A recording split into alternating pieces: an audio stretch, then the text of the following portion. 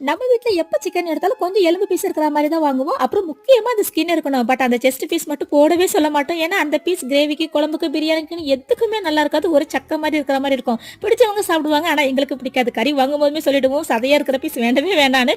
ஒரு சில டைம்ல அதுதான் இருக்குன்னு சொல்லிட்டாங்கன்னா வேற வழியே இல்ல, வாங்கிட்டு வந்து 65 மாதிரி பொரிச்சு சாப்பிட்டுருவோம். சில டைம்ஸ்லாம் momos and chicken popcorn nuggets பண்ணிடுவோம். இல்லனா கொத்தமல்லி பண்ணி ஏதாவது ஒரு ஸ்நாக்ஸ் பண்ணிடுவோம். செஸ்ட் பீஸ் தான் இருக்குன்னு சொல்லிட்டாங்கன்னா அதை கட் பண்ணாம அப்படியே முழுசாவே வாங்கிக்குவாங்க. அப்பதான் நம்ம மூடுக்கு ஏத்த மாதிரி என்ன ரெசிபி பண்ணுவோமோ அந்த ரெசிபிக்கு ஏத்த மாதிரி நம்ம வீட்லயே கட் பண்ணிக்கலாம். நான் இன்னைக்கு சிக்கன் பாப்கார்ன் தான் பண்றேன். எப்படின்னா நல்ல குட்டி குட்டி பீஸா போட்டுக்கோங்க. அது கூட உப்பு, கொஞ்சம் pepper, garlic powder, chilli flakes, mixed herbs, இஞ்சி பூண்டு paste, dark soya sauce, vinegar and tomato சாஸும் கொஞ்சம் போட்டு நல்லா மிக்ஸ் பண்ணி ஃப்ரிட்ஜ்ல ஒரு 1/2 hour வச்சு எடுத்தீங்கன்னா எல்லாமே பர்ஃபெக்ட்டா சிக்கன்ல நல்ல உப்பு காரம்லாம் இறங்கிருக்கும். இப்போ அது கூட மைதா மாவை போட்டு முட்டையில டிப் பண்ணி கோட்டிங்க்கு பிரெட் எடுத்திருக்கேன். பிரெட்டுக்கு ஒண்ணே இல்ல, மிக்ஸி ஜார்ல போட்டு அடிச்சிங்கன்னா வந்துரும். அவ்வளவுதான். மீடியம் ஃப்ளேம்ல எண்ணெயில பொரிச்சு எடுத்து அந்த கெச்சப்போட சாப்பிட்டு பாருங்க. அப்புறம் KFC பக்கமே போக மாட்டீங்க. அவ்வளவு டேஸ்டா சூப்பரா இருக்கும். கண்டிப்பா ட்ரை பண்ணி பாருங்க.